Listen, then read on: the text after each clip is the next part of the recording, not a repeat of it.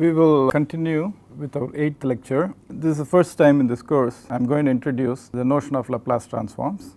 I will explain what Laplace transforms are and why are they useful in control. Laplace transform basically from a control viewpoint can be used to solve the same state space equation that I showed you in the last class. So, in the last class we saw how we can solve that state space equation in time domain. The same equation can be solved in what is called the Laplace domain, and there are certain advantages to working with the Laplace domain, which I will explain as we go through this lecture. I also want to point out that I am going to teach Laplace transforms purely from the viewpoint of its use in control. So, I am going to take certain liberties in definitions and so on, so that it is easily understandable for an undergraduate student who is looking at this for the first time. Let us start by defining what a Laplace transform is. When we define this Laplace transform, you will see why this definition is useful. So, mathematically I will define it, and then I will actually motivate why we might use something like this in solving differential equations, and as a result use that in control. So, a one-sided Laplace transform of any function f of t is defined as this. Laplace of f of t is f of s. It is an integral between 0 to infinity f of t e power minus st dt as shown here. Now, the main thing that I want you to notice here is when we take a function which is in time domain and take a Laplace transform of that time domain function, then it goes into the Laplace domain and it becomes a function of s, which is not yet defined for us. So, the standard notation is if you define a function in time domain using lowercase alphabets, in the Laplace domain you change the lowercase alphabet to an uppercase alphabet. So, small f to capital F, and this variable is t and here the variable is s. And let us just make sure that the right hand side is also in variable s. So, since we are integrating from 0 to infinity f of t e power minus st dt, the t will get integrated out and what will remain will just be a function of s. Now, what is this s? We just simply say for now that s is a complex variable which is of this form. We will rarely, if ever, try to worry about what s really is in terms of sigma and omega and so on. We will use this complex variable s in terms of its solution, what we are going to call as the poles and zeros of a transfer function, and then all the judgment we need to make in terms of control can simply be made based on the solutions to this s when we solve an equation in s. So, which we will see later. So, for now all I want you to understand is that you are going to get a function of s, and s is a complex variable, that is all I am going to say, and the complex variable can take many values just like how time can take many values, but we are not going to yet define what values it will take and what is the implications of those and so on. So, you might ask why do all of this. So, the simplest explanation from say solving equations and a control viewpoint is the following. We will see that if you have a model in time domain which is an ordinary differential equation, which is what a state space model is. Remember we talked about the tank model and then showed how that is going to be simple differential equation, ordinary differential equation. Now, we showed that you can actually solve that ODE using integrating factor. Actually, Laplace transform will also look very similar to the integrating factor, but we can convert that equation, which is an ordinary differential equation, through the application of Laplace transform into equations in the Laplace domain. Now, why would someone want to do that? The reason is you will see as we do this that the ordinary differential equations in the time domain become algebraic equations in the Laplace domain. So, it is much easier to solve large number of algebraic equations than time ODEs. So, it makes us solve these equations easier, and not only it allows us to solve it easier, it also gives us an interpretability for the solution. As you get good at this, we can bring in notions of frequency, frequency of signal and so on. So, we will get a more intuitive feel for what the results are when we think about these aspects in the frequency domain or the Laplace domain, and we will see this later. So, keep looking out for how this ODE becomes an algebraic equation as we go through this Laplace transforms. Now, once you convert a ODE to a Laplace domain, of course, you got algebraic equations, and you could solve these algebraic equations, but then the question is the solutions will also be in terms of S, but really all the physical interpretation happens in time domain. So, I am going to ask, let us say if I increase the flow rate inlet to the tank, how is the height going to vary as a function of time? I am not asking how the height is going to vary as a function of S, which is an abstract concept. So, while it is useful to convert these equations into the Laplace domain, get algebraic equations, one then has to do what is called this inverse Laplace transform and then convert the solution back to time domain. Okay. So, the way this thing works is you have the variables, differential equations, convert them into Laplace domain and get the solution in Laplace domain, and then the solution you convert back to time domain using inverse Laplace transform. So, this is the format in which we are going to use Laplace transform. So, let us go back, look at the state space model, which is x dot equal to ax plus b u y equal to cx. Remember, if you were thinking about this for the tank example, the equivalent model was h dot equal to minus 1 by tau h plus k by tau fi, right. This was the model equation that we saw, where minus 1 by tau will be a, k by tau will be b and so on. So, this equation again I am just trying to point out, though we have done this many times, I just want you to understand that none of this is completely abstract. All of this is rooted in reality in terms of the process equations and the equipment and so on. So, basically somehow our physical process has been made into system of equations like this. Now, I want to solve these set of equations. So, just like how I did my integrating factor when we were solving the time domain equations, let us assume that I am multiplying both sides by what the term that I am going to use, which is e power minus st, which this is something I can do since I am multiplying the equations on both sides. So, I will have this equation to read as e power minus st x dot equals a x e power minus st plus b u e power minus st. Keep in mind, for not cluttering the slides, we have just written x, but really x is a function of time x of t and u is also a function of time u of t. So, this is actually x is a function of time, u is a function of time. Now, there is nothing to stop us from integrating this equation from 0 to infinity. Now, I go ahead and integrate this equation 0 to infinity e power minus st x dot dt equal to a 0 to infinity x e power minus st dt plus b 0 to infinity u e power minus st dt. So, what till now we have done is we have taken these equations and simply multiplied it by some term which I am allowed to do, and simply integrated, which I am allowed to do also.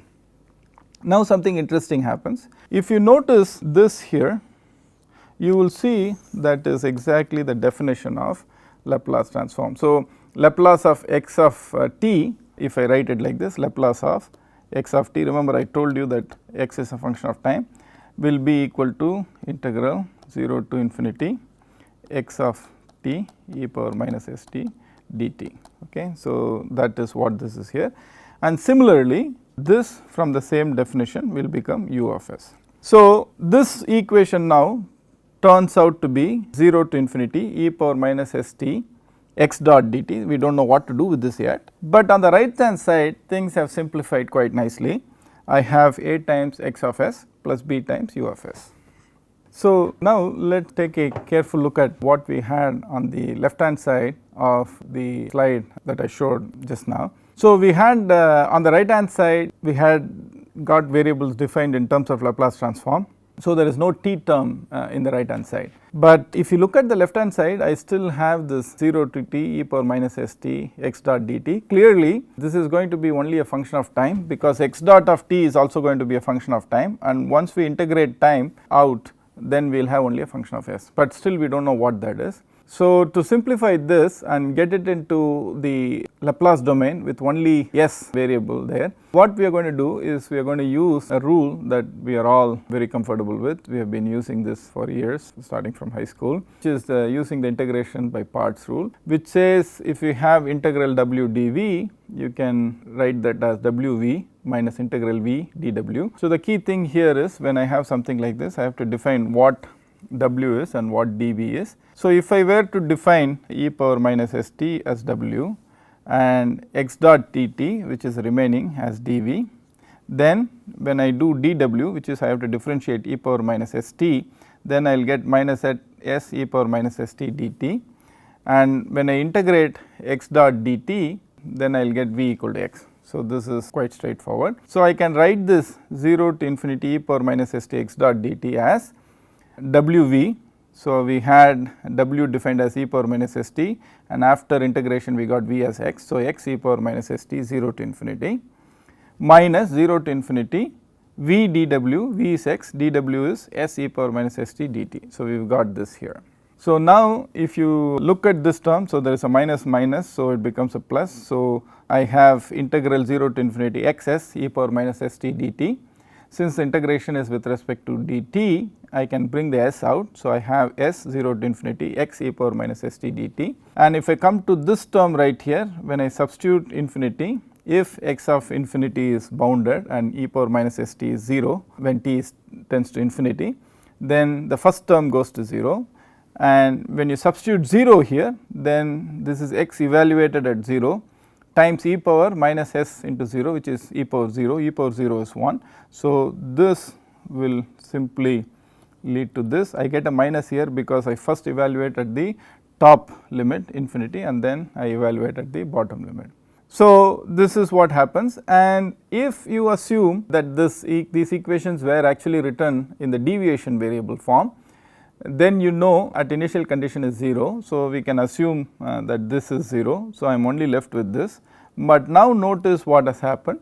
If you look at this inside this, okay, x e power minus s t dt integral 0 to infinity, you will notice that is the definition of the Laplace transform for x t. Okay. So, this I can replace by x of s. So, this with all of these conditions and the initial value being 0 because it is a deviation variable will turn out to be s x of x s x. So, if I substitute that into the left hand side of the equation that we saw before, then I have an equation of the form s x x equal to a x s plus b u s.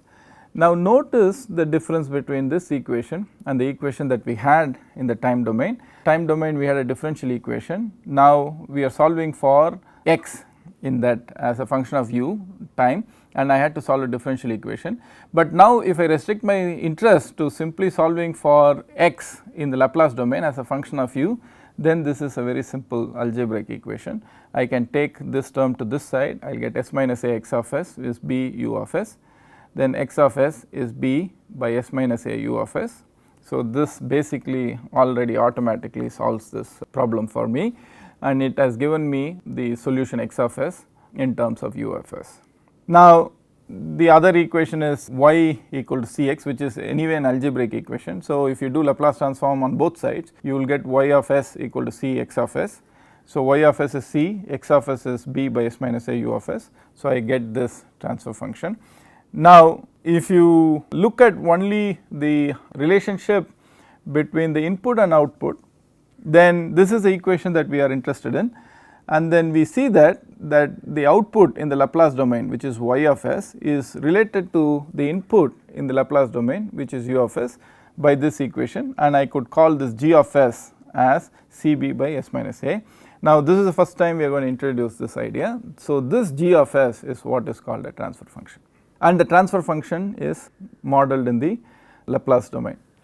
Now, though we have come to this equation, which is ubiquitous in all of control, generally people start with this transfer function model. I hope you see the route through which we have come here. There is no magic to this. This comes out of your standard state space equation, and the standard state space equation comes out of the physics of the problem. So, I already told you that this b and a for the tank example actually can be calculated in terms of physical variables and parameters in the system. For example, the area of the tank, the resistance valve, and so on. So, what we have done really is taken a physical system and then modeled it with variables and parameters, and those parameters becomes coefficients in a state space model of the form x dot equal to ax plus bu, y equal to cx. And that state space model can be translated into a transfer function model, which is of this form here, with the coefficients in the state space model, which are actually related to the physical coefficients.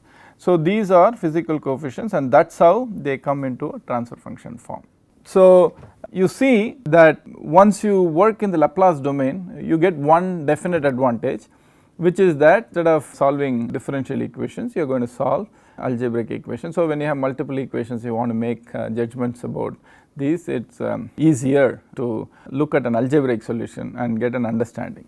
So, just like how there is a y of t which can be converted to Laplace domain and a u of t that can be converted to Laplace domain u of s, clearly for g of s also there should be a g of t, right, because it is a transfer function. So, every function has, if it is a Laplace function, then there will be an equivalent time domain function. Now, we will see later that if your function is of this form, then that would have come from a g of t of this form Cb e power at, and this Cb e power at is called the impulse response model of the system, and we will see why this is called the impulse response model of the system as we go forward in this course.